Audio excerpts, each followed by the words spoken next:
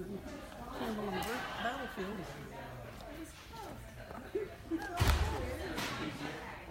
And dumpsters out in the parking lot and stuff. I don't know.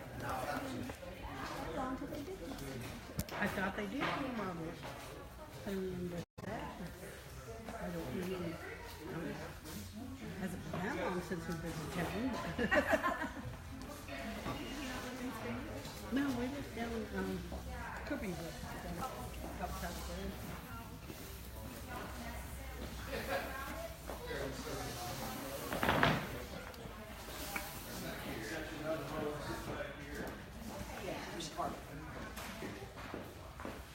Y'all get the good chairs.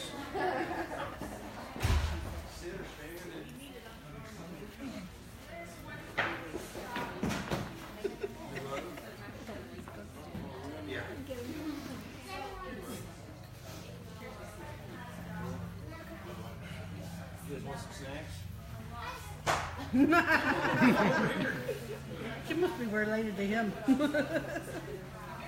Wide open.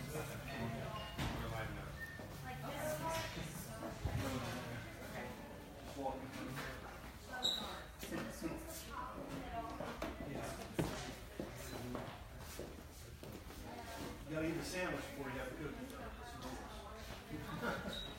Well, man. Yep. One for me.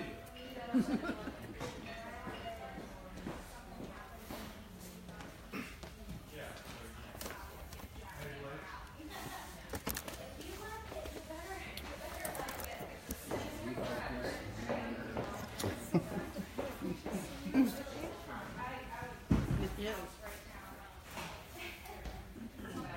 And I kind of thought for what I'm going to use, I wanted vinyl. But then I needed him just from talking to him before here earlier tonight. That brought in some of my molding trim color and stuff. Okay, that color don't work. Yep, that works. That really helped to have some visual to look at. But the new technology, I like it so much.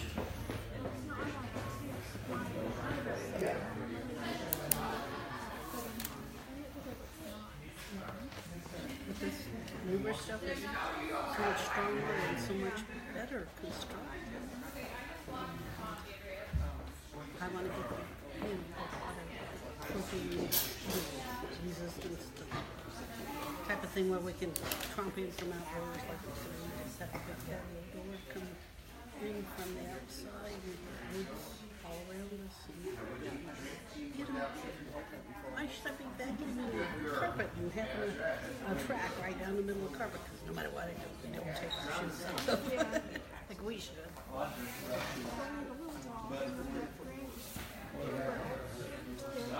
Yeah.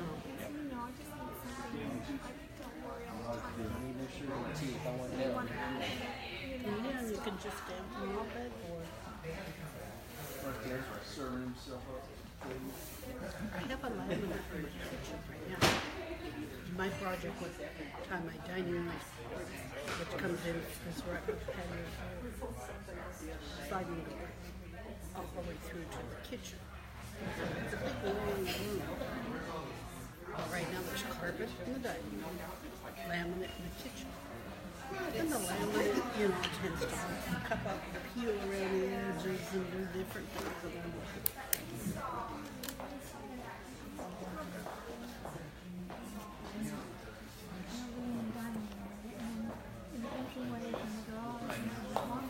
All right, well, we're gonna get started. Where do I need to stand to be? Do I need to stand here to?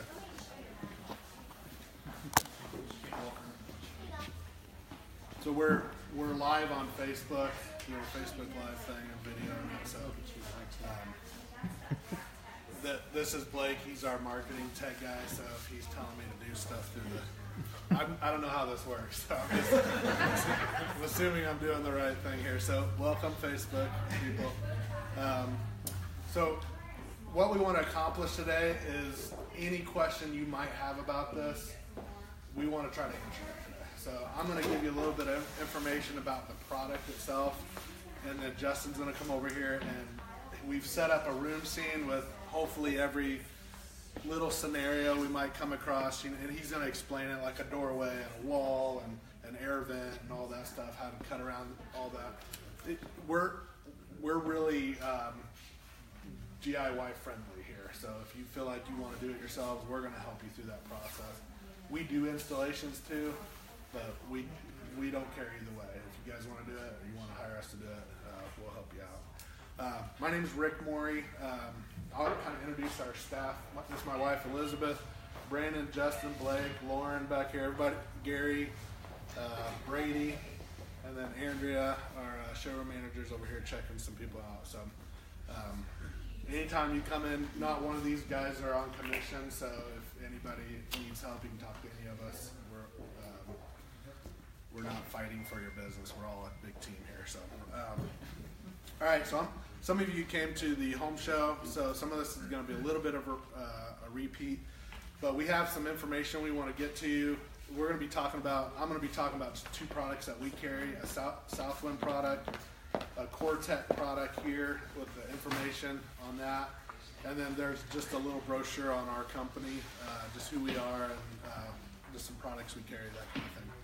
So at the home show, we talked about what sheet vinyl is. I'm not going to get into the history of sheet vinyl because we're just going to spend time on the luxury vinyl. And mainly, it's called WPC, which is a wood plastic composite. Which that's what if you bought. I know a few of you have already bought your floors. Core-Tech and Southwind are the two big ones that we saw here. So luxury vinyl, just the history behind that. So we had for years sheet vinyl floors. They wanted to come out with something a little more durable, a little more commercial-like. I mean, we put a lot of sheet vinyl in commercial. It has to be the right type, and it's real dense and thin. But this floor is a little more commercial-friendly. So they make luxury vinyl in 3 layers. And I'm telling you this because this WPC product, it's built really similar to it with a few little add-ons. So luxury vinyl is built in 3 layers. You have the core, which is the bottom layer, which is basically the vinyl part of the floor. And this is the original vinyl stuff here. So you have the core, and that's what you actually glue down, or the core had the locking mechanism in it. So we had the core, and that's what gives it its stability. Then on top of that, they had the decorative paper. And that's what gives it the look. So the decorative paper can give you like a wood look. It can give you a tile look. It can give you, like a concrete type look. Hey Blake, how far can I walk out of here? Okay. All the way to the end of those leaning steps. Okay. All right. Good. So the decorative paper just gives you the look. So it can be, real traditional look like this, up to like real wide plank, just real rustic. And then probably the most important part of the floor is the wear layer. And the wear layer ranges from 6 mil thick up to, in the high traffic commercial stuff, I've seen it up to 40. But that's like really rare. But most of the time it goes 6, 8, 10, 12, and that's all your residential stuff. 12 is when light traffic commercial starts. And then 20 is kind of your beefy, like I call it like overkill for residential. But you'll notice most of the stuff that we stock here residentially is all 20 mil wear layer. Just because I like to have the better stuff, sell the better stuff on the wear layer. And most people like to know they've got a 20 mil wear layer on their floor instead of a 6 mil. Now we stock some 6 mil. And those of you that have been in the store, probably we've never even showed it to you. It's more for like price jobs that we know they're needing something for $1.50. And so I was in a house yesterday, for example, and the couple was saying like, we'd love to use you guys, but I can get it at Lowe's or Home Depot for $1 less a foot. And I told her like, I've got that same stuff, I just didn't show it to you because I want you to be happy with your floors. You told me this is for like longevity. The people I was dealing with, they were wanting to live in the house for 10 years. So I said I didn't even show you that stuff because I want something that's going to last 10 years. So I brought these, and I'll bring them over here. And I showed this in our class at the home show this weekend. So this is our authentic plank that you guys have a flyer on. When the company brought this floor in to us, one of the things that sold me on it, and our employees call me like a floor nerd because I just like to know every little thing about what we're bringing in. But when they were doing their presentation to us, he told me try to break that locking system on it. And if you just really worked at it and you're a big enough dude, you're gonna break that. But I was trying to break one earlier this week, and it bends backwards before it breaks. One of the problems we've had with luxury vinyl in the past is these locking systems will break while we're installing it, and we don't even realize it until you actually start living on the floor, and then they start separating on you because the locking system was broke. Well, the beauty of this was that locking system was so extremely hard. So then he took the board and he bent the board in half like this, and I was sold on the product because it wouldn't break that way, and then it was flexible too, which is amazing. That locking system is not going to break on us. So we've sold this stuff for a year and a half or so, over a year. And I would say claim free. I don't remember ever having a claim on this stuff or a problem with us installing them. Another company came in, and I'm telling you this because not all floors are created equal, even though they might seem to be, with the same papers. And I should have brought some that had, so we have several that are down over there.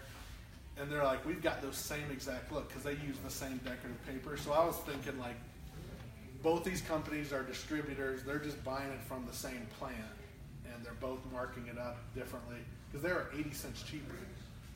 So I told all our employees we're going to start stocking this so we can offer it 80 cents less. The specs were the same: 20 mil wear layer, waterproof core, waterproof backing. We brought a bunch of pallets in. And the first job, my installer said, don't carry that stuff, it's junk. And I told him, it's made in the same plant, it has to be, everything was the same paper, everything.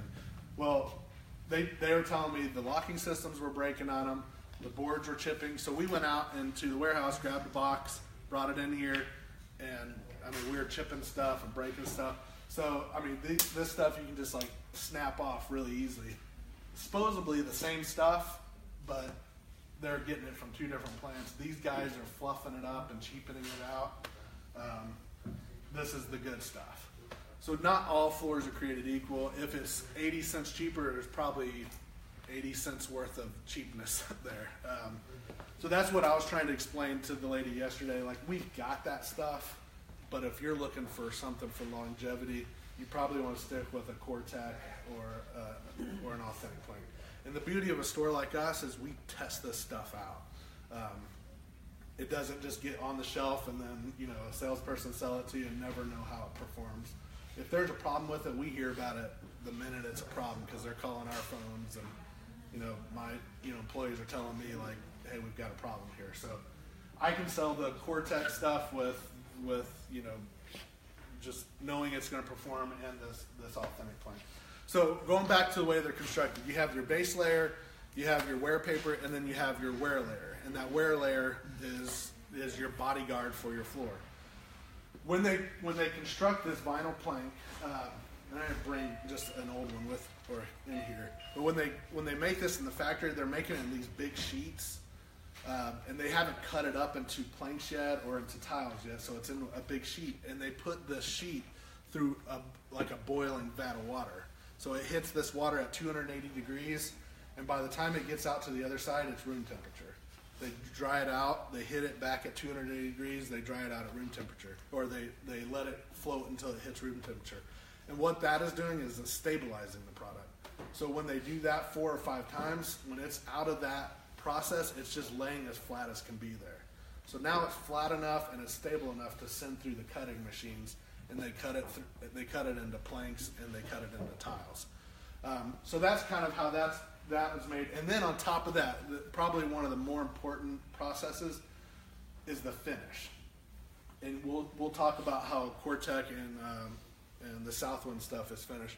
But the finish is, I was telling people in the home show, if it says it's like a PVC type finish, I'd stay away from it because that finish isn't really, the finish is basically protecting the wear layer. So it makes it harder to stain the floor. Anything can stain, but say your dog throws up on it and it's there for 30 minutes, you can wipe it off of a urethane finish and you're fine. I would never say if an animal stains are the worst because they have so much acid, in the urine or in the throw up or whatever. I never say a floor can't be stained, but probably the most stain resistant floor is a urethane finished luxury vinyl floor. So both these floors we're going to talk about today are finished. They say on their pamphlets it'll say UV cured, which it speeds up the drying process to the finish and makes it a lot harder. Urethane. Now, when you're looking at floors, they will say like some of them will say nano bead finish, some of them will say ceramic bead finish, some of them will say just urethane finish, some of them will say aluminum oxide. They're all pretty much saying the same thing with their own fancy word to it. So they're all that urethane with some kind of aluminum oxide, like a diamond particle hardener. So it's just hardening the floor, hardening the finish, and making it more stain resistant. So that's a pretty important process to any luxury vinyl floor. So the two floors that we have, we'll start with the Cortec. Now Cortec actually, and I think what we're going to install here today is our authentic plank. Basically, because we took it to the home show this week, and didn't want to throw all those boards away that we installed there, so we're installing them here. But either one. So Cortec is kind of the originator of this whole WPC. So we started with the luxury vinyl. So luxury vinyl, the problems we have with luxury vinyl is if they get too much moisture in the boards, they want to expand. If they hit too much sunlight, like our store has a ton of windows. If we were facing east or west, we'd have some sun fading on the floors and all that. We put all the windows in there because we knew we were facing north and the sun doesn't hit us directly. But when we're doing big commercial jobs with windows in them, that sunlight would hit this luxury vinyl and it would cause it to grow. And so it'd have like cupping in the floors, and then we had problems. Just because it wasn't as stable as some of this new WPC. So most of the time on the glue down stuff, it was for commercial applications. And I was telling people in our class, the reason why we don't sell a lot of glue down in residence because you got to put underlayment in, and the floor has to be paper smooth, or every little thing shows up. The beauty of this locking stuff, and especially this WPC stuff, is that we can go over tile floors, we can go over your old sheet vinyl, we can go over old hardwood, we can go right over your subfloor, and it's good. So probably about a year ago, probably about 2 years ago, Cortec came out with what's called WPC, and that's what we're going to be showing you today. So the biggest difference with WPC is it's 100% waterproof. It's just a real stable floor. The other stuff, we even had racks that said water resistant. It just meant like if you're in the shower and got water on the floor, you wipe it up, you're fine. This stuff, if it, you have a flood in your basement, as long as you get it dried up in 72 hours, they're saying their floor is not going to move. It's not going to expand. Or if it expands, it's not going to contract. You're not going to have problems with the expansion part of it. So what WPC stands for is wood plastic composite. So like I said, Cortec came out with it. Cortec was before they came out with WPC, they were a bamboo and a cork company. So they made bamboo floors and cork floors. Well, the core that they invented, this WPC, has bamboo dust in it, has limestone, which gives it its like rigidness, has molten plastic, so that's the plastic part, the WPC. So the wood, the W stands for wood, which is their bamboo dust. Plastic is their molten plastic. They put limestone in it to stabilize it. They mix that up like a big cake batter. They pour it into their molds, and the cool thing about Cortec, I don't think I have one where one's cut. This one is. Yeah, it'll be kind of hard to see from where you guys are at. But when they're making that mold, while it's hardening, they actually shoot air through it, and it creates these little air pockets. And if you look at the side of one, you'll see all these like little small holes, and it gives it some resiliency. So it's not super hard like the old luxury vinyl was. So it has a little bit of give to it. So that's just something different Core-Tech does. So they make that core that's 100% waterproof. It's stable. And then they put a. I didn't bring one at all. Did you find one? So then they put, because they were a cork company, they put a cork backing on it. And cork actually has a lot of insulation properties, so it actually warms your floor up in the winter and keeps it pretty stable in the summer. It's a what do you call it? Antifungal and antimicrobial. It has a natural product in it called Subrin that protects it from mold and mildew.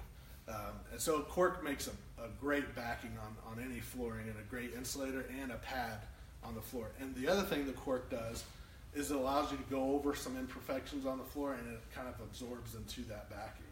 So your floor doesn't have to be a perfect subfloor. Used to, in the vinyl world, it had to be perfect, or you see every little imperfection over time in that floor. So that's Core-Tech. They put the backing. They have their same core, just like the luxury vinyl, but it's the WPC. They have the paper finish, gives you the look, and then they have their wear layer, and then on top of that, they finish it with a UV cured aluminum oxide finish.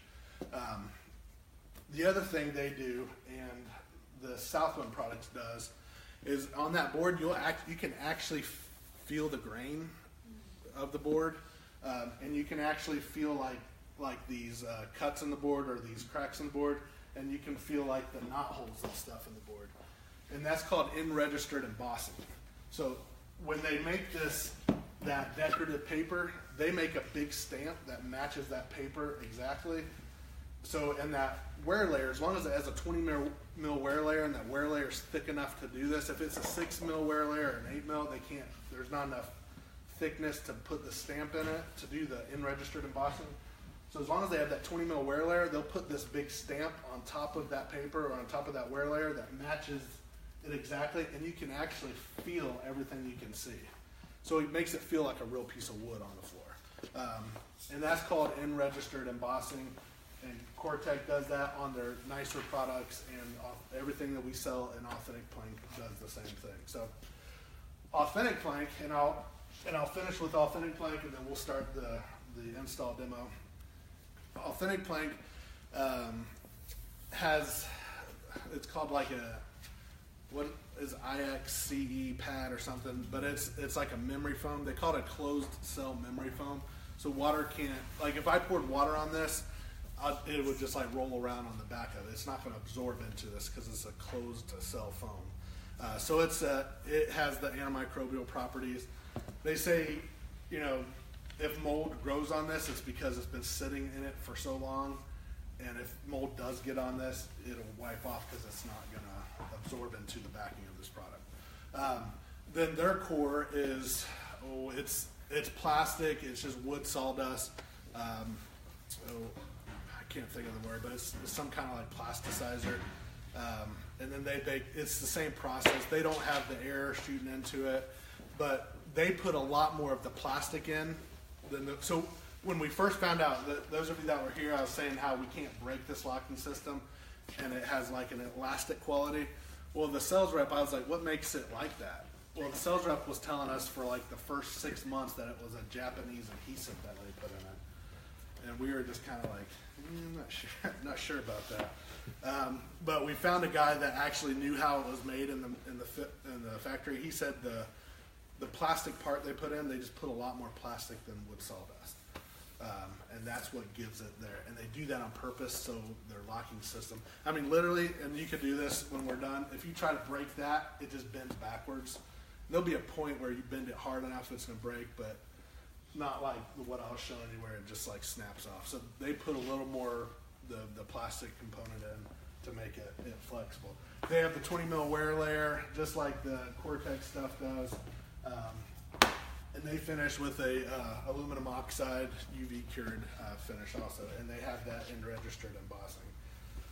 So that's the product. The beauty of this product is, one, it's waterproof, and that's what I mean. So I just came back from it's called Surfaces in Vegas. It's every flooring company on the planet is in this one building, and it's like a mile from one end of the building to the other end, and just rows and rows. The one thing everyone had was WPC, because it's such a product that is just like taking the flooring. I mean, it kind of replaces where you had to put tile before, with a lot softer floor, a lot easier to maintain. It looks like wood, so if you want to put this all through your house and run that same product into your bathrooms, you can do a tile look. This is all WPC that we stock here, and it has the beveled edge. That's the other thing of the stuff you'll notice that we stock. It has this beveled edge that makes it, you can actually see the tiles on the floor, and you can see the wood planks on the floor. It just makes it look more realistic. Sometimes, you know, with the old luxury vinyl and even some Cortec and the Southland stuff, if it doesn't have that beveled edge, sometimes it can look like a sheet vinyl on the floor because it's all locked together and just like one smooth finish. But all the stuff we stock has that beveled edge and kind of sets it apart. So that's the other quality is low maintenance. It can replace where tile has gone pet friendly, family friendly, commercial friendly. Put it in a commercial building. So there's just really nowhere this floor can't go. So it's just kind of, which is great for us as a flooring company because we got a floor that can go anywhere now. And it's great for, you know, homeowner because you put it in your basement. We do a lot of custom work here, custom builders use us, and we're putting this stuff all through basements of $1 million homes just because, you know, most of those houses have pools and stuff where their kids are running in and getting it wet. And we're doing it. We don't do a ton of it like all through like a whole house, but we do it in like bathrooms and do it in a lot of rental type places. But we're seeing more and more of it and going into entire houses.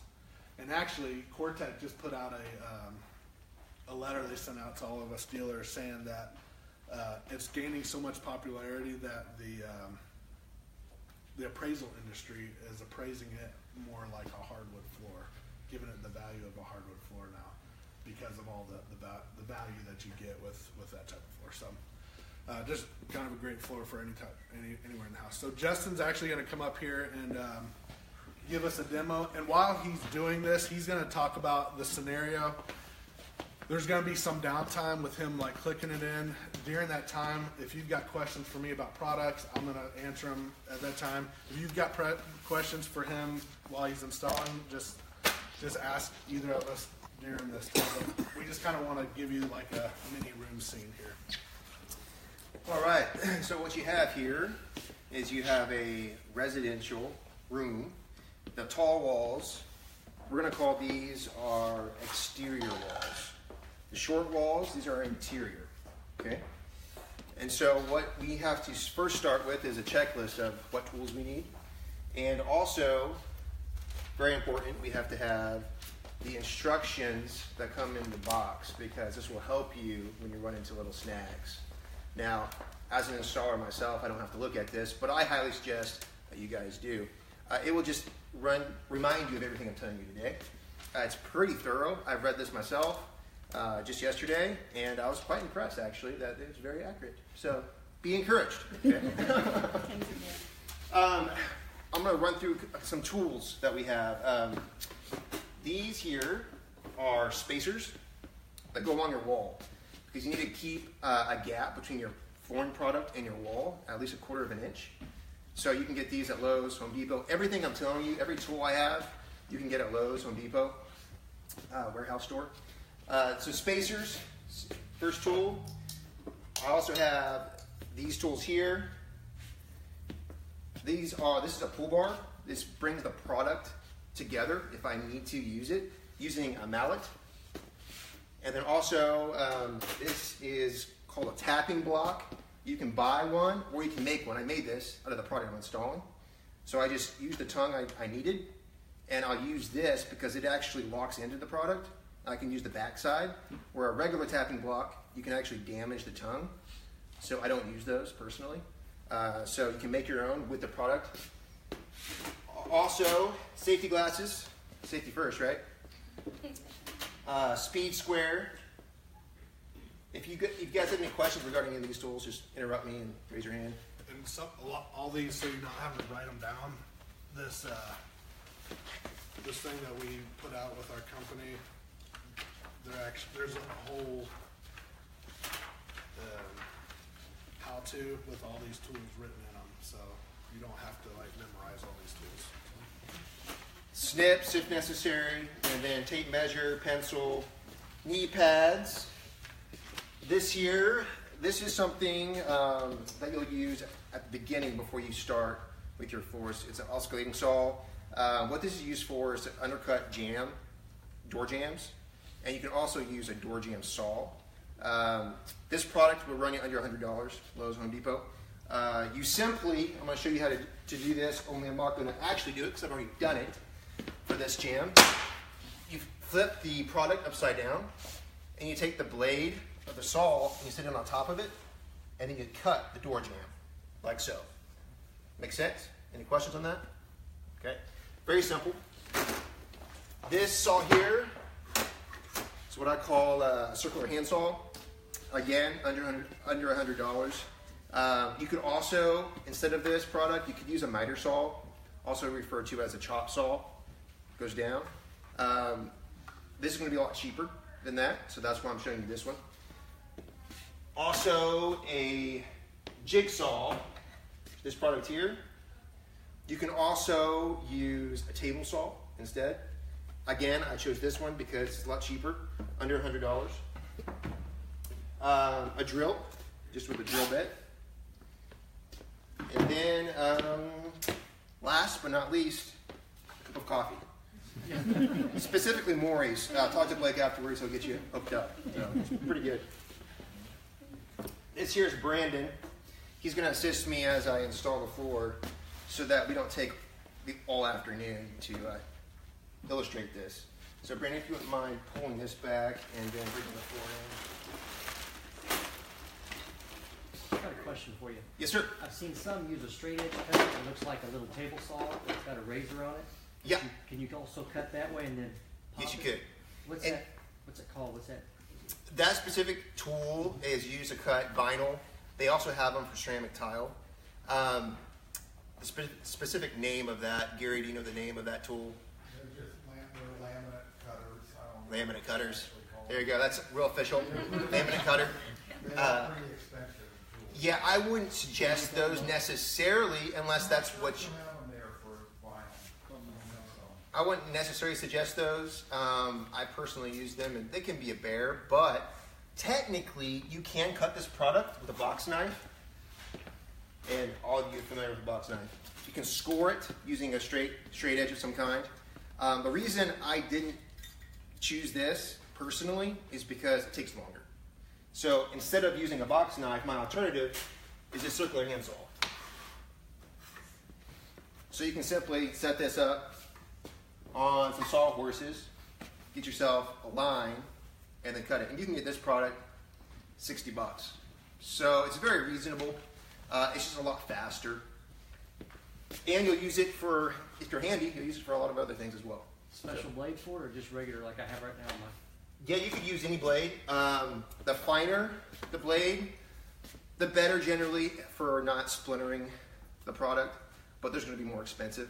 So any blade will work. Steel saw. Yep. All right, so I'm going to show you the first step as far as installing. What we need to do is determine what wall we want to use, because this wall, our starter wall, is going to be what's determining the squareness of your floor. Now, I wouldn't have much issue in this room because it's so small, but let's say I was installing a product in this showroom.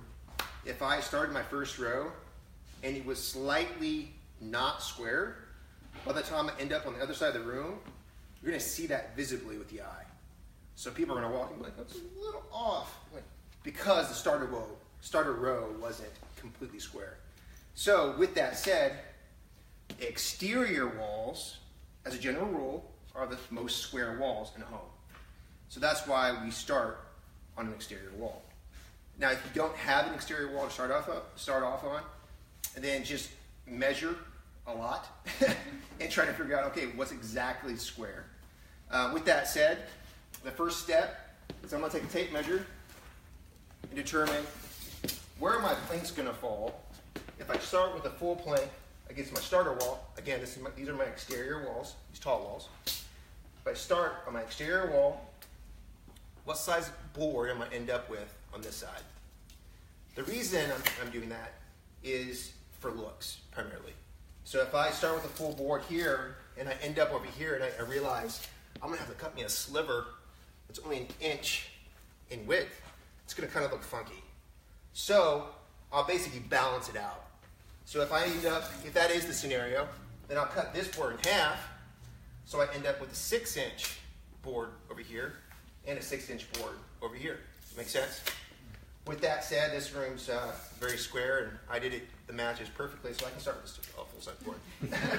Made it easy for myself. So I'm going to take my wall spacers. I'm going to place them with my first board near the wall. I'm going to place them between the product and the wall. These first couple rows, I'll have to face the wall. You'll have to look at my back. And after that, I'll look at you.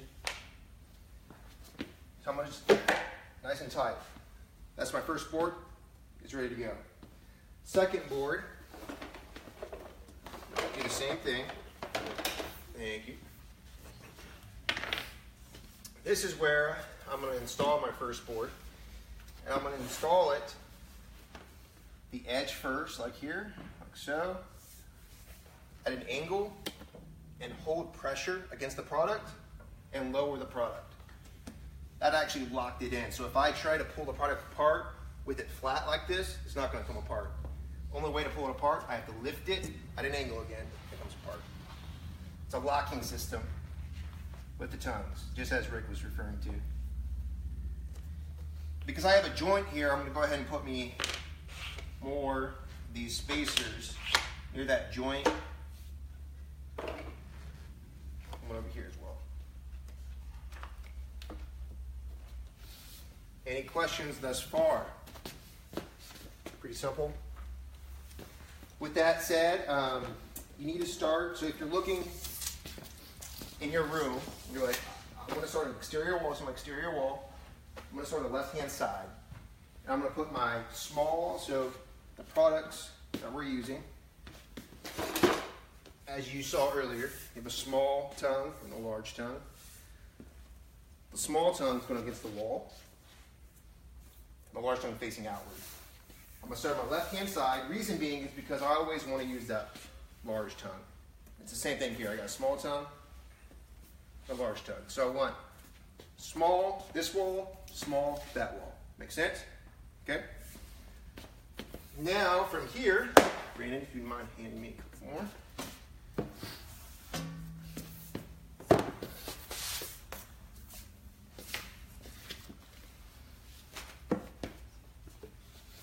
Place this in here at an angle. Get it near my wall. Again, I have to keep a gap. Press down. And I suggest putting a spacer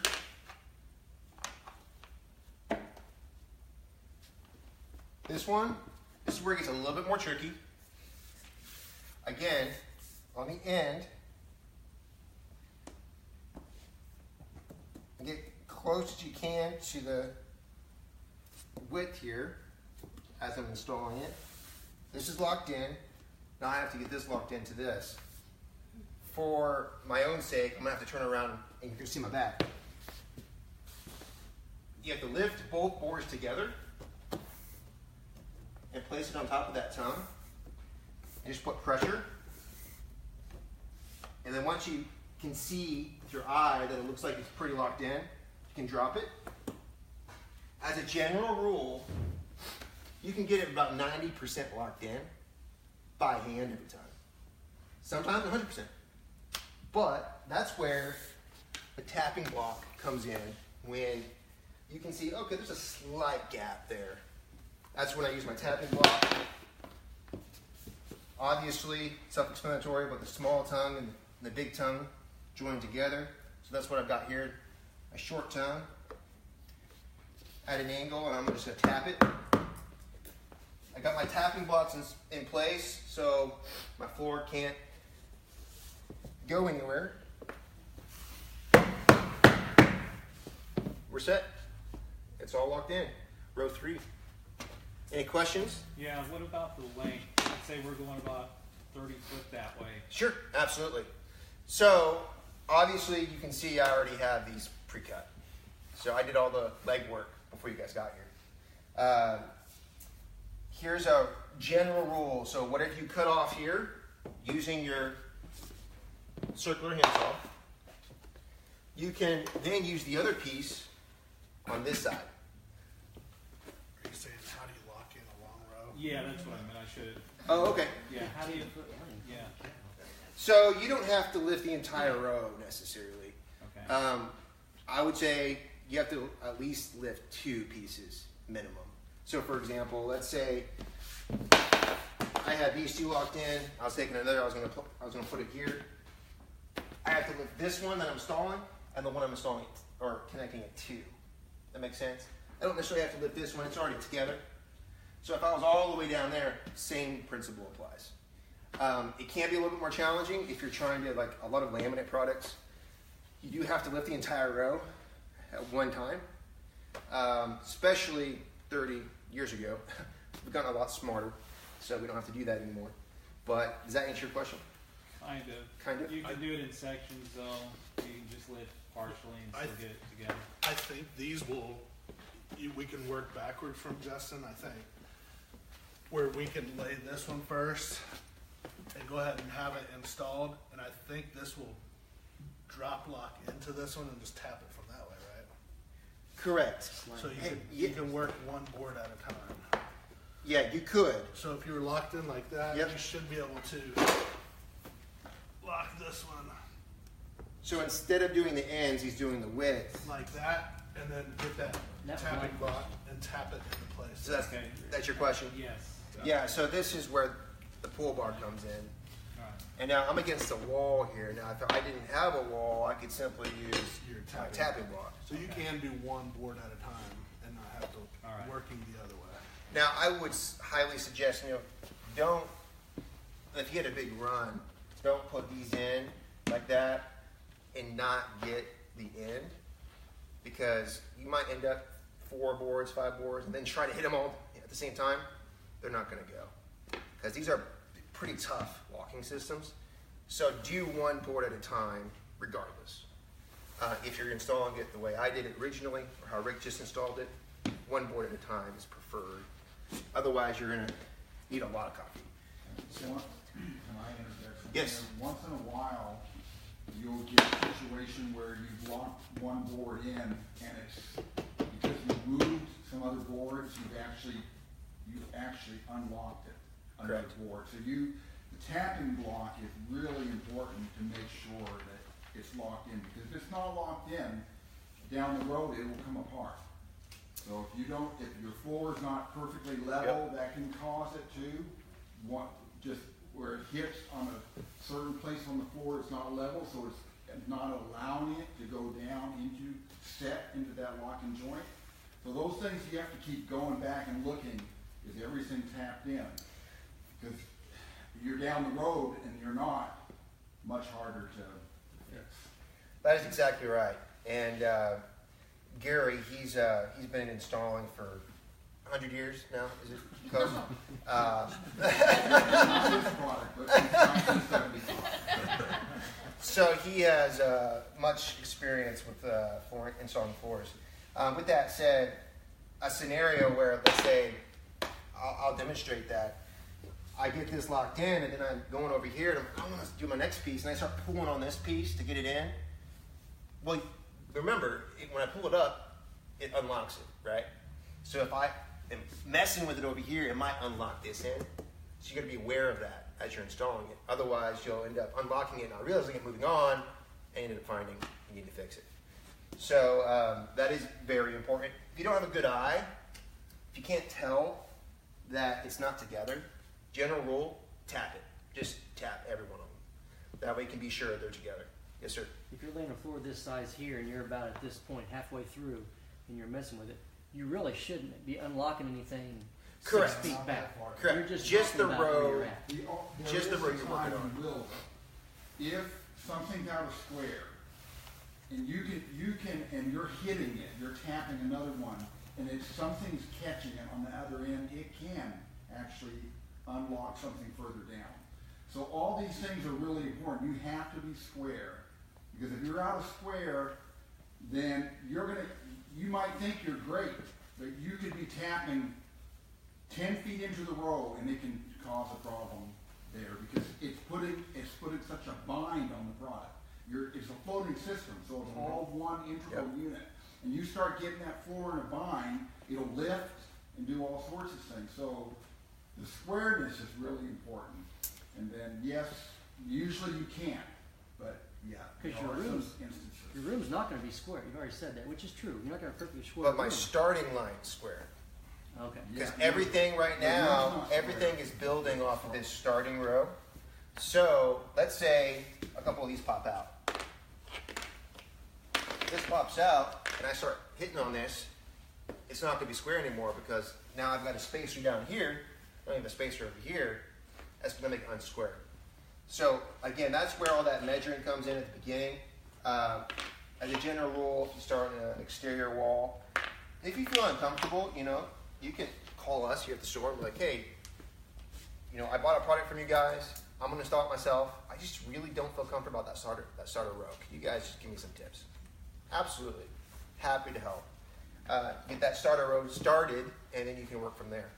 The starter row is the most critical, so take your time because it does determine the rest of your floor. Also, it can sometimes take the longest.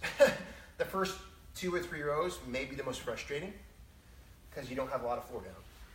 So take your time at the beginning, and then once you get 3 or 4 rows into it, you can speed up. I'm going to go ahead.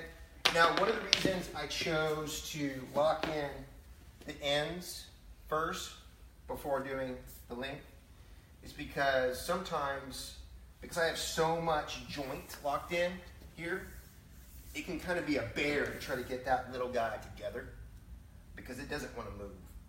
So I'm going to try it right now. It may not go, it may. Now, the key though is I want to be sure that these are the same height. So I want to put pressure on that joint to keep them the same height. Otherwise I could break the tongue or something. So I'm going to place this here.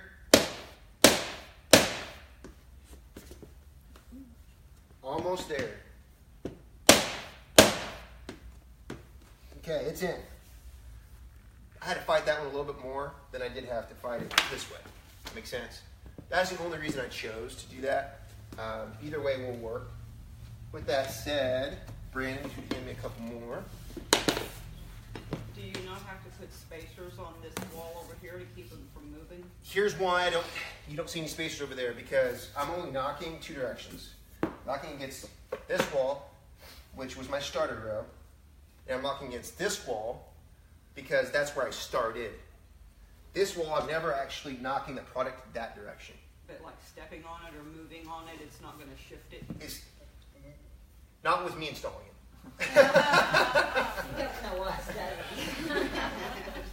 I've seen some of our guys, they'll just cut because that product is about a 1/4 inch thick too. They'll cut the product into little slivers and just use those as spacers too. Yes. Like, And you leave a 1/4 inch off of the wall, like where the spacer. Correct. So I have a 1/4 here. So when I'm measuring, I take that into account. So I'll put this here, take measure. I'm like, oh, it's 36 inches. Well, I'm gonna take off 1/4 inch. And now, here's an example of, obviously, before you install your floor, you take off any trim, 1/4 round, etc. And I like to keep a piece of trim. I labeled this trim. Everybody know what this is? Okay, just kidding. I like to keep a piece of trim on hand so that, like, if if I get here, that gap's a little big. I'm like, I'm gonna test it. Oh, it works. It looks good. So I keep that on hand. If you get a piece that's like, your trim's falling right on the edge, probably want to replace it because this floor is free floating, it's gonna shift. So it might be covering it sufficient for now, but 6 months down the road, it might have a gap. Does that make sense? So use that piece as you start another row, so your lines aren't lined up perfect. You want different lengths of. So that's the original question I thought you were asking. That's what I'm getting to now. So as you can see, this is a full board here. This is a partial board. I can use the remainder of this board. Since the cut is now on this side, I can use that cut over there. Make sense? So I'm using one board for both cuts. No waste that way. How do you determine how to stagger it? Great question. I'm about to get to that.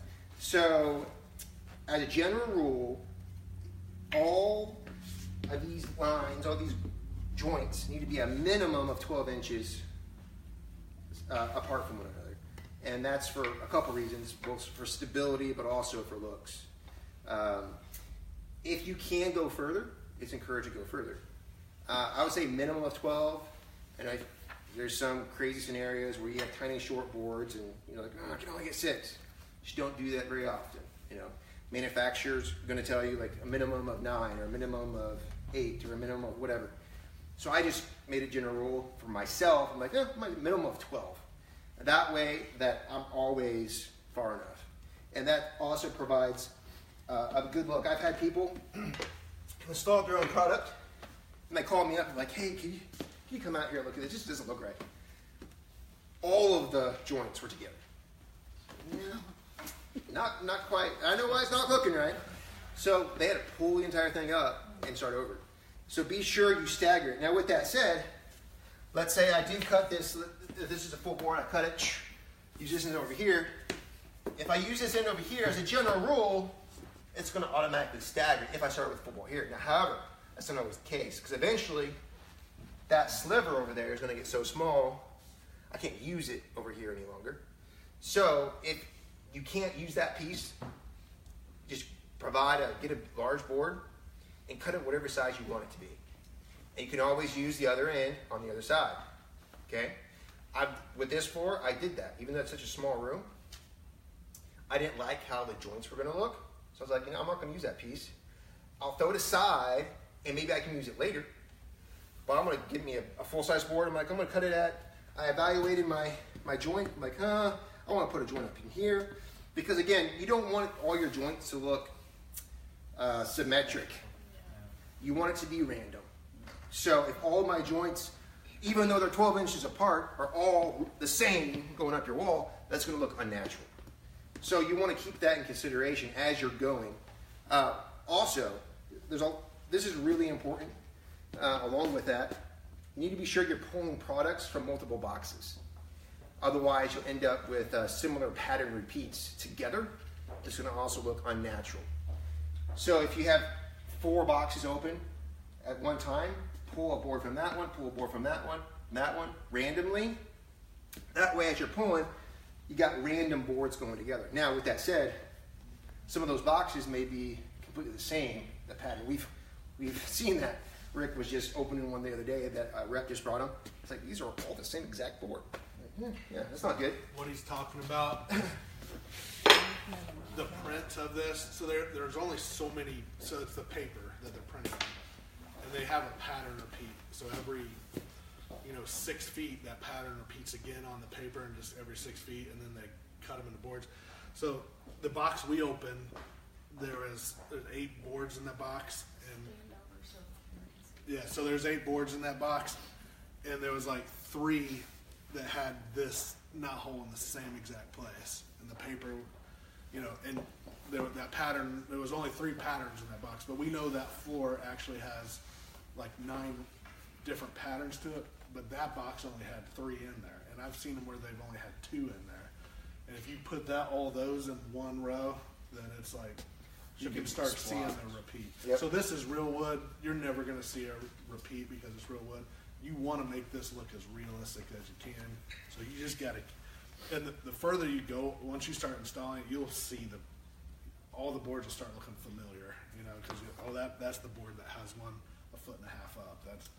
But once you get it all in a big area, like these back here, now that we've told you, we could find the pattern or find the board, and you could probably find it. But if we didn't talk about it, you're not going to really see it. So if you're laying 1,000 square feet and you get four boxes, how many boxes it is for 1,000 square feet, and you start noticing it's all the same, we just call you and say, hey, can we get a different box and switch it out? Yep. And the first thing I would do with that scenario, because I've gotten that a lot, I would take out the common boards and place them in a pile and separate them. And that way I can be like, okay, now I can pull from this pile. So you might open 10 boxes. You got a pile this big of one thing and this big Sure. of Now, another. if you end up with that scenario where you have like nothing but one pattern, obviously cost. I've never had that issue personally. I'm sure Gary has, but I've never had that issue. I've never had it, so. Yeah, and so even in real wood, so this is a great scenario. In real wood, that happens in real wood too, where we'll get all the like sap part of the trees in a box, and every piece is dark in that box, and then every piece is light in the next box. Yep. So if we didn't pull from different boxes, like, and we actually did it. Brandon is a great sample maker, but he wasn't at first. Brandon makes all of our samples, and when he was new, he like took all these samples out of the box and made this board, and it looked like just a washed out floor, all the same color. I'm like, dude, what are you doing? I guess I never explained to him, like, we got to pull from different boxes and stagger them in different, because that's true in real wood or the Correct. manufactured stuff. For example, this floor that it's down right now, I see the variance in the colors. All of these dark pieces could have been in one box. If you wouldn't have staggered it, it would look like junk. And our installers actually separate them on the job site. They'll pull, one of our crews, he's got like 4 guys. One of his guys, the only responsibility is to separate the darks and the lights, and then they just start pulling from their piles just to make it look like that. And that's actually, I don't know what the 5 top mistakes that homeowners make installing it themselves, but I would say that's on the list. People not staggering it, and also joints being too close together. You may not think it's a big issue as you're installing it, but once you're done, you're going to see it's a very big issue. So just remind yourself constantly, okay, just look right. Even sometimes you get so lost down here that you can't get a good perspective. Stand up, walk off, come back, and just look from a large perspective. Okay, does this look good to the eye? That's what you're looking for. If not, before you get too far along, so I don't want that board there. Replace it. So, good questions. The National Wood Floor. So the whole idea with this is to make it look like a real floor, like a real wood floor. So the National Hardwood Flooring Association says whatever the width of your floor is, you don't want your seams closer than that. So if we have a 9-inch board, or that's what he's dealing with here, you don't want them any closer. Like, you don't want where you're locking them together any closer than 9 inches. And that gives it like this here. So, in the bigger boards, like Justin was saying, sometimes it gets harder because in a floor like this, you're only talking 3 inches, so it's easy to stay 3 inches. But this case, 12 is a good number, but if we were trying to make it look like wood, 9 inches minimum. I've got a scenario here where it's not going together quite by hand. So if I try to just pound it like this with it laying flat, that most likely will not work unless it's really close together. Because again, it's a locking system, so you gotta lift it to install it. So once you get past that lip and it goes down, then you can pound it. But if I'm out here and I got a big gap, I'm gonna have to lift this board to get it installed. I can do it by hand if possible. If not, I'm gonna use my tapping block, my mallet. It goes together.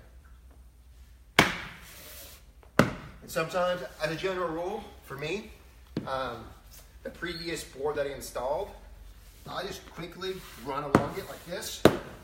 That's because, again, I'm lifting up on this. So I don't want this to pop out. So to prevent that, I just quickly take my tapping block and run it down here. You and move can't on. always see that it's unlocked. You think you can see it visually, you cannot always see it visually. It can be unlocked and you don't realize it, and you keep going. Does this product need to acclimate to the room before install? Rick, Yeah, we say it needs 3 days to acclimate. Now, Cortec, and this is something I was going to talk about at the end. Cortec is such a stable product that they say you can take it from warehouse to job site. We always tell our customers to acclimate it. And that just allows it to shrink or expand or whatever to your room temperature. Are you talking about temperatures like this where it's 16 degrees outside, or temperatures in April, May where it's 60 or 70? It doesn't matter. You still want to acclimate You still want it through. to acclimate. In the case. Yeah. Don't. Now Cortex says you don't have to, which I think that's what you're looking at. But I always say do it. When we're installing it, we acclimate it. We send it to the job 3 days before. And leave it in the box like I said. Just you don't have to open the boxes or anything. Just let it sit in the house. And we like to let it sit at least on the level. So if we were doing it in the basement, we like to take it to the basement. You know, if we're doing it upstairs, we like to take it upstairs. As long as it's on the same level of the house. I'm going to show you a scenario. I have my door jamb that I cut earlier, remember? And I'm like, okay, I want to get this under there. So how do if I have to lift it to install it, how do I do that with the door jamb? Okay, well, I'm going to go ahead and install it as close to the door jamb as possible. I'm going to lock it in.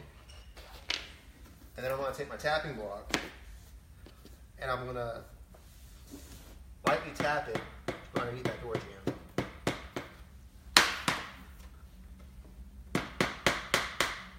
Again, wall spacer underneath the door jamb. Now, that was a really easy scenario. If you had a scenario, which I'm not going to illustrate for the sake of this workshop, but I'm going to tell you, if you had a scenario where, let's say, you had a door jamb on both sides, well, that can be really challenging because I have the second piece and I want to put it in there. Well, I can't really tap it underneath like I did this one. Everybody following me? So my suggestion is to try to cut pieces. Instead of having 2 pieces here, I'm going to have 3. I'm going to install my side piece, my other side piece, and then my middle, and I can always bring them together a little bit. Your measuring has to be precise to do this. But that's going to be the least painful way to do that. Otherwise, you're going to be fighting it, trying to get out of that door jamb. The reason I'm not illustrating that is for the sake of time. But now you guys have the knowledge. You can go have fun and do it yourself. Set your wall piece first, and then set your centerpiece. Correct. Okay. And so, if I had another piece here, like so, I was like, oh man, I need to get a piece under that one, piece under that one. I'm gonna make me a small piece. I'm gonna cut this one down, so that leaves me a gap between the two. Install that second piece under that door jamb. Then I can always come back to my third, install that, and then I can use my pull bar. I can pull them together. Makes sense? And it's locked in. This obviously is a small room scene, so I'm only using 2 boards. The likelihood of you using 2 boards is very slim. So you're going to have a scenario where you have many boards in a row. Using the physics method, wouldn't you rather want to have on one side of your wall maybe the shorter piece, trying to fit a short piece in, as to fit a long piece in? Correct. Wouldn't that be a little bit easier? Yes, sir. Yep. And that's actually why I chose a small piece here. Okay. If I could have used this board and pushed that underneath, Fight 90 inches. but you're fighting all of this board. But aesthetically though, sometimes, especially on halls where you run into this, you don't want a short board on one end and a wide one on the other end because it just doesn't look balanced. You're not going to be able to create that if you're doing multiple rooms. You're not going to create that everywhere. You got to pick the room that's the most visual, that's going to look that you want it to look good. So usually on halls, and that's where you run into this scenario a lot. You're still trying to, I was talking doorways. Well, yeah, but you got a lot of doorways going into You know, Right. so let's say you end up with a wide board on one end of the hall, you want a wide board on the other end usually, instead of a 1 inch or 2 inch board, because it just doesn't look right. You know? That's what you said before, 6 inches, 6 inches? You said you So- could cut that one in half instead of having Sure, one? sure. When I was balancing out the room, right. Same thing what you're saying. And so with this scenario, it's very much base by base. You know, I couldn't tell you exactly what to do because I don't know what your scenario is. So I'd have to actually be on site, take a look at your floor, take a look at your. So you're gonna have to problem solve as you come to each doorway. Like, okay, what would look best here? I am going to show you I'm gonna do a transition here at the end. When you're transitioning to another floor, such as carpet or wood or whatever. So I will show you how to do that. Any other questions? Good question. So you'll never really throw any piece away, even if it's a small 8-inch piece, just start again on the other side. As a general rule, I will most likely end up with some scrap pieces I can't use because again, you don't want you typically don't want a board smaller than 9 inches in length on your floor unless you have to. Sometimes you have to. As you can see, like this is longer than 9 inches. If I ended up with like a little 2-inch piece, it can sometimes, if you have one, it's not going to hurt anything. But if you have a lot of them, it's going to start looking a little funky. So I will have scrap. Eventually, I'm going to have a scrap piece that's small. I'm like, I'm going to scrap that. I'm not going to use it. But as a general rule, you can make use of a lot of your wood. Put it next to the wall if you have a 6-inch or an 8-inch. Sure. And you should probably glue them, the tongue on that case. We use it's like contact cement, basically. You have such, those little pieces will have a tendency to come out and separate so easily. If you glue it, it makes it like it's a continuous. So. Baseboard won't keep it on? So it will, but here's a scenario. Here's a scenario of that. So let's say I was not able to avoid a 2-inch sliver, okay? That 2-inch sliver, I would suggest, and our manufacturer would suggest, to put glue on there. Now, what's holding that in place? The locking system and the trim, but because it's so small, it just, somehow they like to come apart. Just don't tell me how. I've done many repairs, but just a little gap against the wall. I'm like, okay. Or I took off the trim, tapped it together, put some glue, done. And that was the issue. It's because of the floating floor. It's the weight. You have no weight on that 2-inch Correct. end of the wall. So it's going to move every time you're walking on that floor. The floor is flexing. So. Okay. Which is why you check it all the time. Any other questions? Good question. One thing about waste, so we have probably 8 different installers, and depending on which guy is going to install it, we figure waste different because we know how that guy doesn't like certain size boards or he messes up more than the next guy. So waste is always a tricky thing for us. We always just figure 5% waste because a lot of these special order stuff, you can't return them because the return fee and shipping it back is, if it's stock, it doesnn't matter. I say get 10% waste and bring back what you didn't use. As long as it's full boxes that you didn't open. But waste 5%, just figure 5% if you're ordering it, and you're usually able to use most of it, but you make mistakes. You're going to cut boards, chip boards, and you need some waste. So 5 is where we. And if you've got, if you have a pile of little tiny pieces, and you're sifting through it, trying to find that perfect piece, it's going to take you twice as long to try to install this floor. Like, okay, where's that perfect piece? Where you could just cut a new board. So sometimes it's to your advantage, but if you're in a hurry, it's going to take you a while to sift through all those pieces because you're not only looking for the right size, but you're looking for the right pattern, the right color, etc. So I generally, again, as I mentioned before, similar size boards, similar looking boards, I'll put them together in a pile so I know, okay, that's this kind of board pile. I'm going to go ahead and demonstrate cutting this board here. I'm only going to do 1 or 2 cuts for the sake of time. In this scenario, I have an interior wall coming out. I've got to cut around it. The same 1-inch rule applies to this wall. I have to keep a 1-inch gap around it. So with this, I went ahead and did my measuring. I marked it. Now I got to come up to my table saw, or no, that's what I generally use, table saw. In this case, my jigsaw. Safety first, so safety glasses. Brandon, my very helpful assistant, safety glasses. When I take this here, I'm going to cut out this square. I don't know if you guys use a jigsaw or not, but you just rest it against the top of the board. Keep your fingers away, keep the cord away. You don't want to cut into that. And then keep your assistant away as well.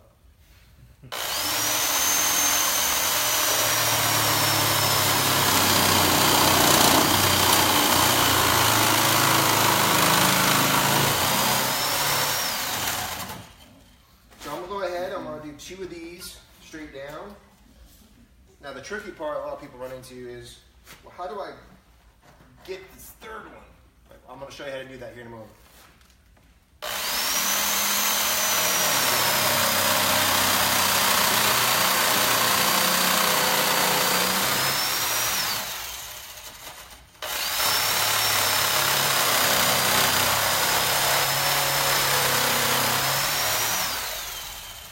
Alright, now I've got both of those. So what I'm going to do is I'm going to go back into here. And I'm actually going to have a natural turn. I'm going to let the saw do the work, so I'm not going to force it, because you can't do a right angle with this. You'll just break the blade. So I got to curve it slowly into this junk piece. Okay.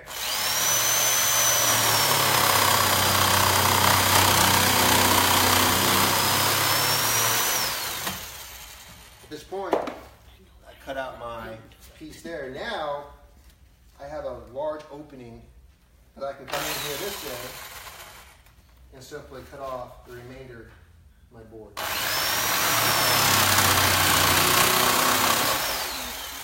Voila. Any questions on cutting this? Okay. Everybody's a professional now. Perfect. I'm going to call you to install my floor. So from here, same process as usual.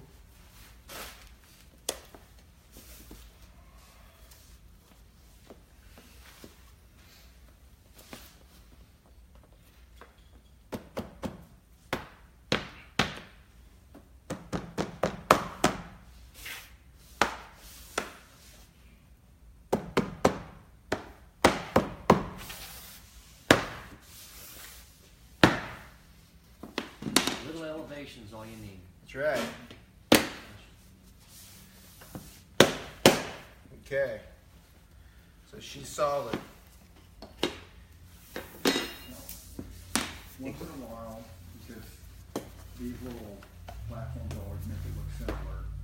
On that one piece on the far end there, where you run around the wall, you won't be able to tap it in on that side all the time. You'll have to get a pry bar in between your wall and baseboard and that.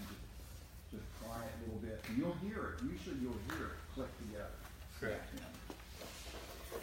Yeah, pry bar never hurts to have around, because sometimes you will have a scenario where place pry bar in there, just twist it, and it will click it in. However, be careful when you do that, because you can damage your wall, because you're using your wall as your pressure, so you might end up with a big gash in your wall. So. You know, or you can get another board, a piece of board, a scrap piece of board big that goes up into your base, into your wall base, you know, or your wall drywall, and then you pry off of that. Okay, it's up to you guys. That's why I didn't put this in here. I can either show you this or not. This is my vent. So it looks like one, right? It's going to be the same process as this, only with a minor difference. If this falls right in the middle of my board, well, how do I get there, right? Well, I can't use that tool to just nail through it. I'll break the blade.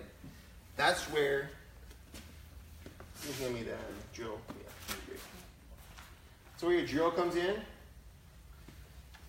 you first, so if I was going to cut this, mark it, I drill into it, gave me a hole, I take my jigsaw and then I place that jigsaw in that hole. And I do the same process I did with that. Would anyone like to see that done? Or are you content with learning about it that way? I'm sorry? I'm content. You're content? Excellent. Nobody's going to say anything, I'll say. Thank you. I appreciate that. You bet. Very helpful. We're almost there, as you can see. She mentioned earlier about putting spacers on your Yep. third wall, and you said not because you're going to be hitting two directions, not that direction. I'm not hitting that direction, so it's not moving that way. Okay, now, because it said sometimes it can move and come locked Correct. out, which means if it's going to get unlocked, it's going to go the opposite direction you're actually pushing it. So with spacers, back where you've already done it, 10, 15 feet, or maybe an extra piece. It wouldn't of this hurt. Wall, Yes. Stick it there just so it doesn't go the direction it's not supposed to. Let me say it this way. It wouldn't hurt. It's not necessary, but it wouldn't hurt. I know, as an installer, I know I'm always putting pressure towards that corner.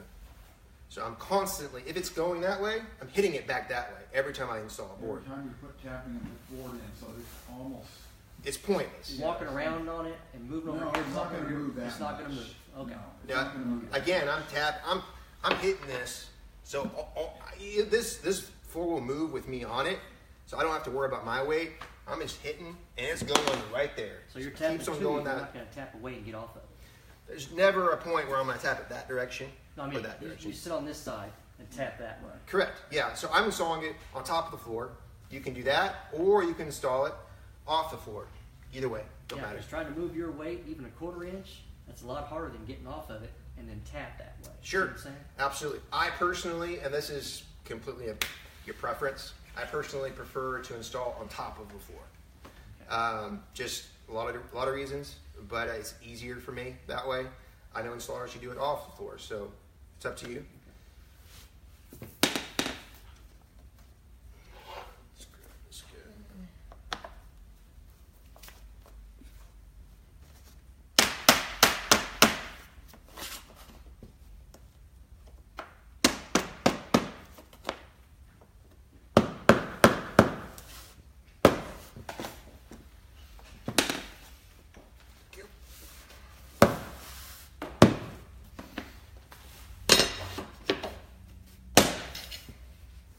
Now, if you see the entire thing shifting, in this scenario, it's probably my entire floor and my structure shifting because none of this is mounted.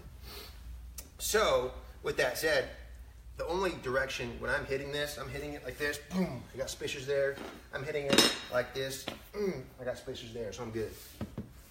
Okay, our final two pieces here.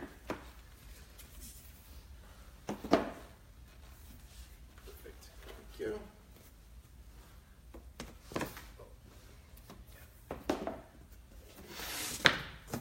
This direction. Thank you. Appreciate it. Brandon's become the installer.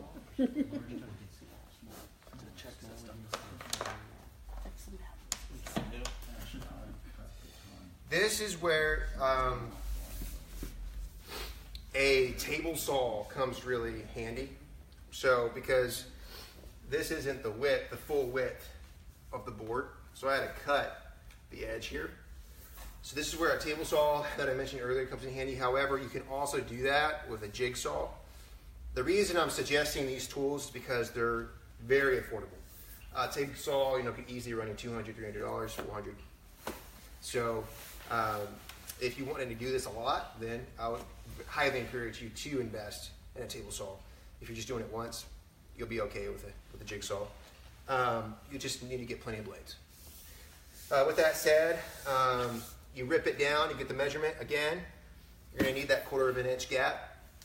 That's going to be along every single wall.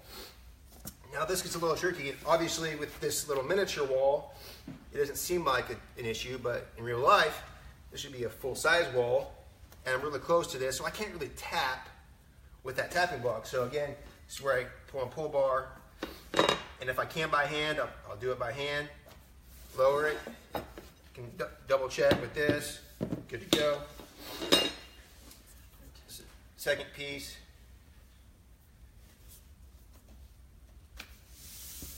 It's a little tricky because I don't have a lot of room. What I did there is my bar wasn't getting in between the gap and the floor. So I can just take a mallet and now it's in between.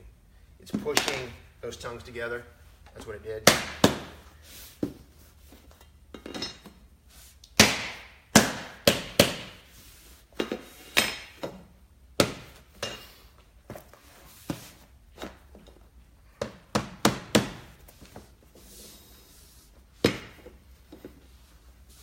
And after I install it, just again inspect, be sure it's all together. Looks good. You can always tap it. One thing I will say on tapping, I'm a big believer in tapping. However, with that said, if you're trying to force it and you're like tapping and tapping, you're trying to force it, don't. Most likely there's an imperfection. So that's when you need to inspect your tongues. So there might be that a tongue gets broken. That doesn't mean that the board is defective, okay? If it's just got a little crack in it, you can take a pocket knife or a box knife and just cut that little piece out. You can use it. As long as it's not a large chunk. I mean, if you've got half of your tongue, well, then I wouldn't use the board because that is no longer going to lock in place. But a little snag is not going to hurt anything. That's common. It's worth throwing these boards around on the floor, etc. With that said, final piece. So this is a transition. Just transitions between one flooring type to another.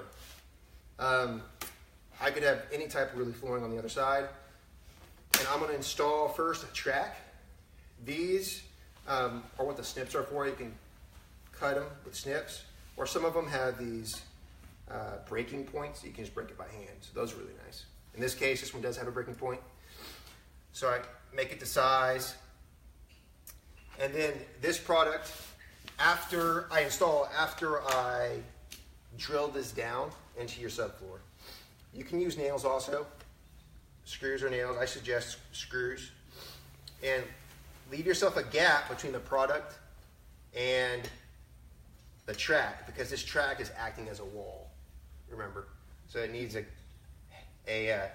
quarter of an inch gap between the track and the flooring product. So for the sake of this illustration, I'm not going to actually nail it, but I'm now going to install the transition itself. The back side, it's got these small little tongues. Those tongues go into the track and snap into it. Sometimes by hand, sometimes not by hand, just depending on the day. So because I don't have it installed to the floor, I'm just going to do it by hand here. And then to get it to go to rest down, I'm just going to tap it lightly. So on the other side could be carpet or whatever, and that's the transition between the two products. Now what I did not do here for the sake of time, I did not tell you where you put your transition in your doorway. I didn't illustrate that, rather. I'm going to tell you now. So as a general rule, let's say we had a door and it closed in and it fell right here, okay? That's where I want my two flooring products to transition, right in the middle of that door. So if you've got a door jamb and it's like this wide and you stop your product here, but the door is way over here, you're going to have this product running into the other room. It's not going to look natural. It's going to look a little funky. So be sure you stop your two flooring products underneath your door, wherever your door falls. That's probably top 5 mistakes we see. Yeah. You go into a job, a lot of times people just think they should go right in the middle of the door jamb. You know, where not where the middle of where the door shuts, but they go right to the center of the door jamb. Right. So then you see that other floor running underneath. You can usually tell if a professional installed it or a non-professional by that little simple rule. Like, oh, can you see the floor? Yeah. Okay. You So should be able to close the door, and you'll see the flooring on one side and a different flooring on the other side. So with your door closed, You shouldn't be able you to shouldn't see be the able floor. to. yeah, you shouldn't be able to see the wrong flooring on the wrong side of the room. Because everybody following that? Okay. Okay, cool. So a quarter inch off of each different floor type when you put that down, you said. Well, so like, for example, this was my door, and it was swinging out like this, and it fell right there. I'm going to split the difference between my two flooring products, okay? Obviously, doors aren't as thin as this, but what you don't want to do is you don't want to carry, even if your door jamb sticks out, 4 inches, whatever, you don't want to carry your floor all the way to the end or the center of that door jamb. Ignore the door jamb and focus on your door. That's what you need to focus on. It needs to fall halfway in between that And door. when it closes, that you can only see what you want to see in that room. But you still have your quarter inch spacer, Correct. including your texture. Where the But not on the other floor necessarily. This is a floating floor. That was my question. Yeah. On this the is a other floor, floating it all depends on the floor that you are installing. So, for example, with carpet, well, it's not floating. I'm not installing it. It's already. I'm not taking that floor. It's a Okay. bathroom floor. It's- I'm going from hall to It's bathroom. existing. So I got to take my hall room like that to my linoleum floor in the bathroom. So I got to see a quarter inch from. Is it floating or is it glued down? It's glued down. So you're good. So any floating floor, you need to stay a quarter of an inch away. But not All wood, even if you're nailing it, gluing it, etc., you need to stay at least a quarter of an inch away because they're going to expand and extract. And then carpet, that rule doesn't apply. I don't know, something else probably doesn't apply. Most of the time with carpet, there's a metal called a Z-bar. So say the carpet was over here on this side, we'll nail this little piece of, it's kind of like this, we'll nail this piece of Z-bar down right here, and the carpet actually goes over that Z-bar and locks underneath the Z-bar, and then we just push that Z-bar and kind of like pushes the carpet and holds the carpet into place. So you don't really necessarily need a transition when it's a carpet. So in the past, like transitions had to go between every room. So if it's a floating floor, this room had to float on its own, the hall had to float on its own, the living room had to float on its own. With Cortec actually states that you can install a whole house without transitions, which is pretty cool for us because transitions are always get hairy, how you transition from, one floor to the next. The other thing was, what if this was a staircase going down? Mm-hmm. Like, how does that transition? Well, with Cortec, and you can actually glue this whole section down, which now that section's not floating anymore. So the whole floating idea just went away. The Cortec says you can glue half of my floor down and leave the other half floating. You can glue the middle of my floor down, leave the perimeters floating. You can glue down right at the stairs, because they're saying their product is so rigid that they're just saying it doesn't grow on you, and they'll back it up. So what Cortec has done, one of the problems with this product for us has been, like, when it comes to going down to your basement, like the transition was always kind of funky there. It just kind of had to lap over it because we had to allow it to expand underneath that transition, and the transition just kind of lapped over it. Well, now Cortec makes one that locks into that piece. You just glue that whole row down, glue that whole section down, and just go with it. But the problem with that is you got to start at that staircase, because it has to lock in right there at that staircase and go that way. But it's allowed us, there's been many times where we've gone around tile, like in a basement, and the tile's about the same thickness as this, and we've just told our guys to glue the product down, butt up right next to the tile, and glue the Cortec down around the product. And that eliminates a transition piece for us. And that's just Cortec. Now, authentic plank or something else, I told our authentic plank rep that, and he said, yeah, we can do the same thing. I'm not comfortable with it until they publish it. The Cortec actually publishes it. So you gotta know about your product, obviously. And when you're facing scenarios like stairs, transitioning to another product, you look on YouTube, or call us better yet, because we're going to know from a professional perspective. Rick has a ton of experience in this as well, and so we're happy to help answer any questions. I think I can speak for Rick when I say that we're happy to help any question that you have. We're happy to help in any way we can, regardless if we're installing or not. Can't promise we'll come out there, but maybe Rick will. I don't know. I'm just kidding. We'll send Brandon out. I'll take all those pictures on my cell phone. Whole lot. Any other questions? Yes, let's say you're starting from your square wall here, and I'm going to run up to a professional door just like that. How do I make the finished look up against that door with this style floor? If you use Cortec, you can just glue it down right up next to that door. Glue it down. It doesn't have like a metal, Well, the way it is right now, the door is just flush on the floor, and they've got a sealer going across the bottom of it. So it's almost like a little mini wall there that we butt up to. Yes. Okay. Most time we caulk that in. We leave a 1/4 inch gap, and just if it's like a little straight up wall there, we just leave the gap there and just put. We have matching caulk that matches that, and just caulk that in. Because that caulk will still move if the floor moves, it flexes. Okay. So we actually use caulk in a lot of areas.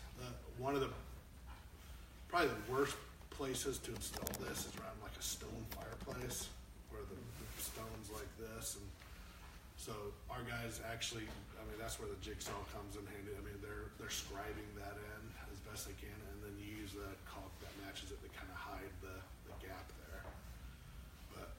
And one thing we didn't illustrate, and he can show us real quick, that square that he brought, you know, a lot of times, especially at bigger jobs, our guys like to just stay on their knees and not get up and down and go to table saw. One of the beauties of this is you can cut it with a box knife, you know, as long as the blades are sharp. They just score it, and we've got, all of our crews are so different. We've got one crew that if there's any possible way to cut it with a knife, they're gonna stay on their knees and keep working. We've got other crews that cut everything with table saws because they've got guys that are running back and forth with the saws. But you can actually cut this stuff. We can show them real quick. I don't even know if you brought a sharp knife. I don't have a sharp knife, but Brandon, if you want to grab one, it'd be great. Cut it, and then you pop it like sheetrock, and then you cut that pad off the back. So we can illustrate. Fairly new blade in that box knife. Is there? Yeah. How do they recommend cleaning? So she asked how do we recommend cleaning it. We sell a product called Pro Care Cleaner. Any kind of vinyl cleaner is going to clean. Bona makes a really good one. So Bona you can buy anywhere. We sell Pro Care. It's a citrus-based cleaner. If you need a really good clean, vinegar water mix is a really good clean. But I don't recommend that all the time because it's real acidic and it can eat away at the finish all the time. One thing we say to stay away from is the Swiffer chemical. The Swiffer mops are good, but the actual chemical that squirts out of them, they have some kind of chemical that eats the finish away, and they just kind of wear out your floor. No, I don't use bleach. Yeah. So you don't want to. So the top of this has that UV cured urethane, which is kind of like a hardwood floor. You don't want anything that's going to eat away the finish over time. Never put like the mop and glow type stuff on it. Anything that's going to put a shine on it. If the product says this will shine your floor up, then don't put it on the floor. All that kind of stuff. Yeah, just stay away from all that stuff because it will eat away at you. I mean, as a general rule, I don't think you would want to use bleach on any flooring. No. There's a few floors that used to advertise like put bleach on our floor. It doesn't matter, but yeah, in general, don't. For spills, can't you just use water? I mean, Yeah. This stuff has such a hard wear layer and that UV cured urethane. I mean, just wipe it up. One thing I get asked almost every day is, can I use my Shark steamer on it? And I just say, like, if you have one, yes, every once in a while. If you don't have one, don't buy one. Because the steam actually eats away at the finish too. It just kind of breaks down that urethane and just kind of eats away. It's getting the floor too hot. So if you have one and you want a really good clean on it, like once a month or just spot clean, but you should never have to spot clean this floor because that finish is so hard. So as a general just keep the steam mops off of it. Wet mopping it is okay, but you should never have to really do that. I mean, you should just be able to use the microfiber mops. We can. Do you know where, Lauren? Do you know where our mop is? Yeah. It's kind of like our house. Like a damp Swiffer mop is what you're talking about? Normally we spray ahead of it with the spray. With water? Well, whatever you're cleaning it with. You can clean it. Usually you need something a little harsher than water to clean a floor. But the Bona mix or the Pro Care or the water and vinegar, and then you just kind of damp mop that floor. So what I'm doing here, I'm scoring the board, and I'm using a speed square. You can use any type of square. Just be sure it's square, obviously. You're cutting the foam backing side first? Yeah. That's what I personally. You can do either. Oh, okay. So Yeah, most time I see the guys just cut the top, Yeah. and popping it, and then this is the long way to do it. When I used to make samples, I'd cut it from the top, and when I'd pop it, the actual foam would tear and then start coming off the backside. I figured you'd have a splitter on the top side, like a tree bark would. So this is the mops that you use. This one's kind of dirty. We use it a lot. But you literally just like spray the area like that, and then you just mop it. You're just trying to get the dirt and the grime off the floor. Well, I have a question. We are gonna be putting this in a kennel training area.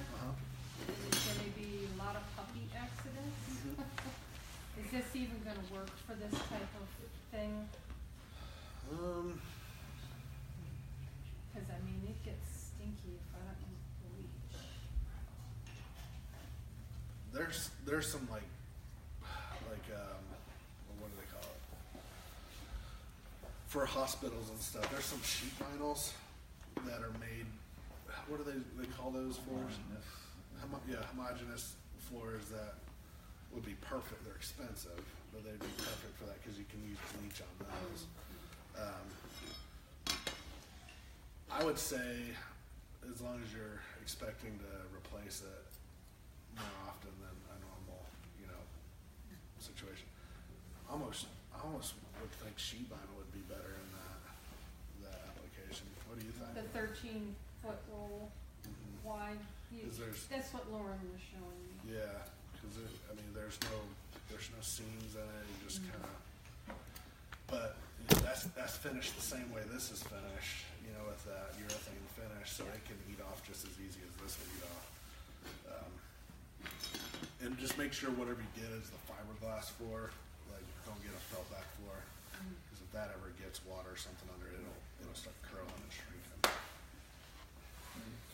So I'm going to break it over. There you go. Again, the only reason I don't use that, I have all the saws. It takes longer. It's quicker for me to just use my saw. However, if you don't want to spend the money, it's very easy to use. Can you also do that technique when you cut your vent? It's a lot more challenging. Punch A lot more you're going to have challenging. to start the corner and work your way Correct. out. Yes, you can. Yes, you can. Yeah. Interesting. It's going to be really challenging, though. You wouldn't be able to bend it. You'd probably have to cut all the way through 2 or 3 sides. Because it has to bend. 16 slices just to get through it. Yeah, you would need a hammer to knock it out. That's just scoring it. It's not really cutting it. Yeah, you're scoring it. Okay. That force of it breaking it.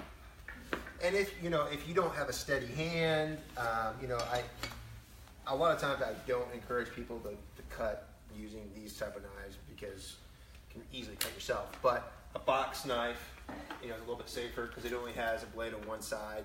These have blades on both sides. And just if you give plenty of blades, if it's tough, if it's like get a new blade. You don't want to fight it because most people who cut themselves are doing so with a dull blade. Biggest reason why we have an installer not show up for work is because he's cut himself. So, like on the job site, with the blade, it's just slim. Even the guys that use them every day. So blades are kind of iffy. Every installer I've ever met in my life has cut themselves with one of these knives. So. Any other questions? Yes, sir. I have 2 questions. One is, what happens if your house settles? Can you come back and put them back together and stuff like that, or if they come apart or whatever, if the So house. there's the problem with taking them apart is it seems like, and we've done it here. It seems like the locking systems break apart when we start trying to unlock everything. I mean, a lot of companies will say just unlock it and replace the board and relock it. But we just did one the other day, and we told them, I think we did a 200 square foot area, and I told them probably have 3 boards or 3 boxes, which was like 45 square feet on site. We used up all 3 boxes, so we replaced a third of the floor trying to get back to an area. It just seems like the locking systems always break when you start unlocking the floors. But the floors do have to be pretty level in this. What happens is if you do have a house that settles and it creates like a pocket, the floor is moving every time you step on it, and then the locking systems just break apart over time. So you could unlock it, float the floor out, or whatever you have to do to even the floor out, and then new product lock it back. The other problem not Cortec or any brand in specific has, or in particular, they're always changing the locking systems. Like they're always coming up with this new 5G locking system or Unilink locking system. So like a floor we did last year won't necessarily lock into the floor next year. So if your house settles, there's not really a great fix for that. Is that what you're asking? Yeah. Well, and the other question I had, since we actually like this have these furnitures around, is there any? Like us, on our furniture, we actually have some, felt pads at the bottom. Of course, you want that. But if you just use like the wood furniture you have here with the metal tabs or whatever, do you ever scratch the floors? Or you can scuff it. Everything you'll see here, it all has felt pads under it. We put little dots under everything. It's really hard to scratch. I don't think we've ever scratched one of these moving stuff around on it, but we have scuffed them with the rubber backing on a display. And that scuff is sometimes really hard to get off the floor. You have to scrub really hard to get the scuff off. Magic Erase still works. Yeah, Magic And Erase. as a general rule, if there's any type of metal, I would put a felt, Or period. wood. Or wood. If it's plastic, then you'd probably be okay, but every floor will scratch eventually. I mean, I've scratched this, but I was moving a piano.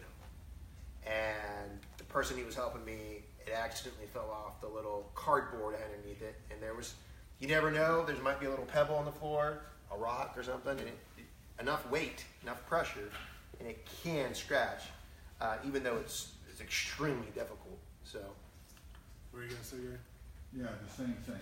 A lot of times it scratches if you rolled something, you got a piece of rock in there, you didn't see it, and it bound up the wheel and just scratched across the floor. I mean, little things like that can do it, but it is hard to do.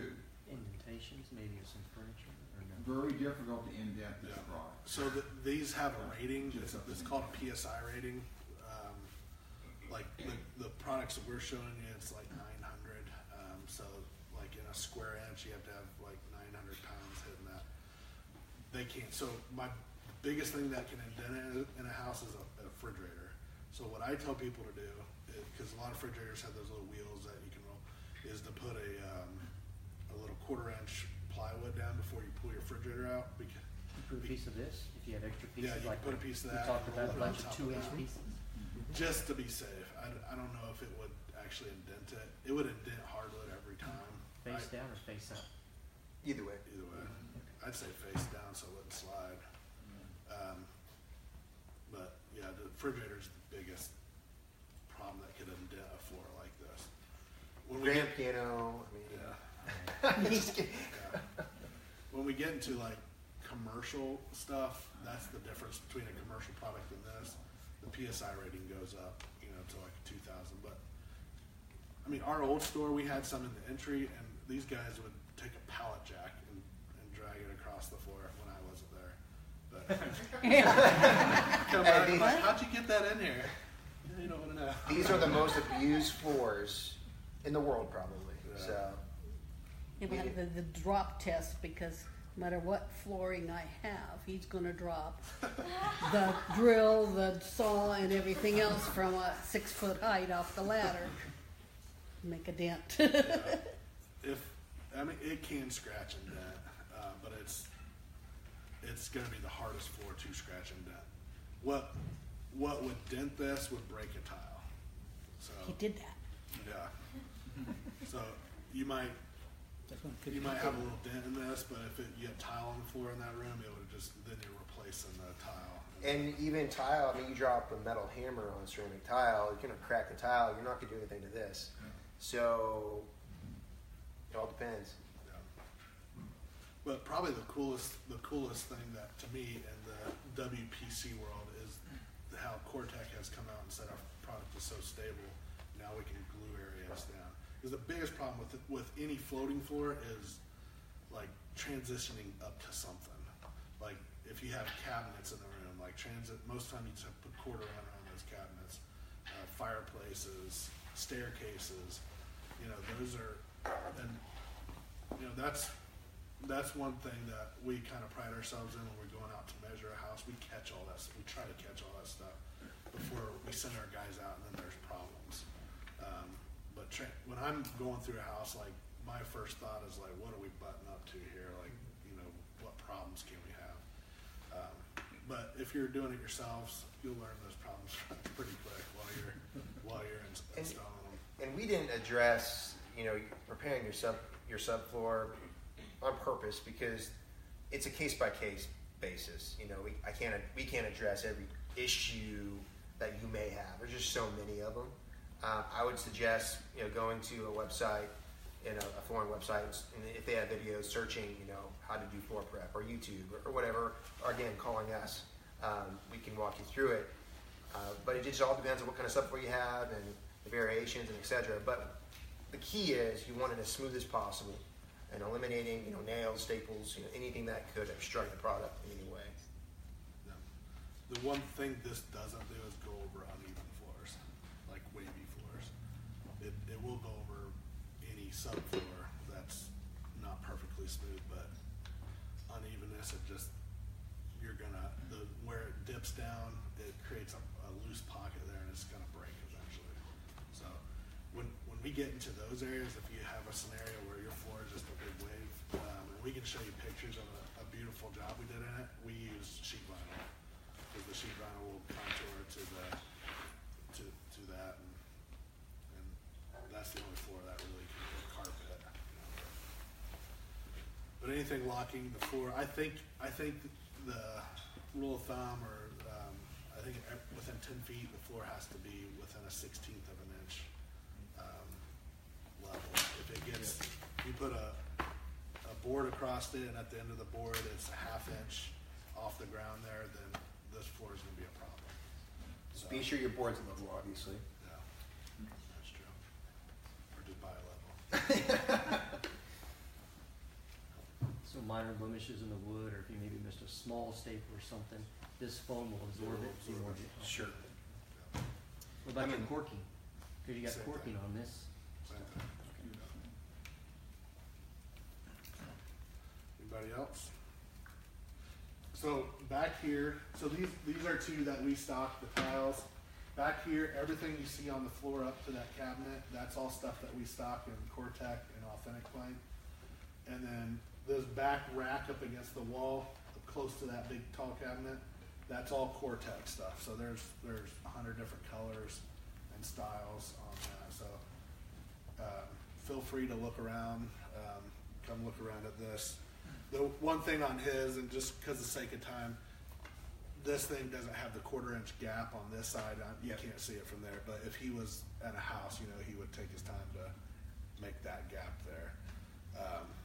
But just we're looking at this side of it here. And there might be small gaps in here and stuff because I'm instructing as I'm going. So the purpose of this is not to show you a perfect floor, but to tell you how to do it properly. So, but you're welcome to come look. Any questions? I'm happy to answer. Rick's happy to answer. This is Gary back here. He worked here, has worked here for years, and has installed before I was born. 100+ years, back to the dinosaur days, something like that. Wow. So, he's a good person to ask questions to too. So, thanks for coming, guys. We can help you anyway. Just let us know. We are dismissed.